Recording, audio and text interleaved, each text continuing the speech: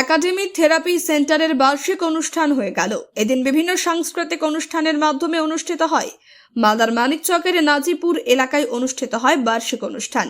এদিনের অনুষ্ঠানে উপস্থিত ছিলেন কাহালা হাই স্কুল টিআইসি তীর্থঙ্কর রায়, নাজিরপুর হাই স্কুল শিক্ষক হরিদাস মণ্ডল, সুজাপুর হাই স্কুল শিক্ষক দীপঙ্কর সরকার, একাডেমি থেরাপি সেন্টার শিক্ষক সায়ন দাস সহ বিশিষ্ট ব্যক্তিত্ব। এদিনের বার্ষিক অনুষ্ঠানের মঞ্চ থেকে একাডেমি থেরাপি সেন্টারের প্রথম দ্বিতীয় পড়ুয়াদের পুরস্কৃত করা হয়।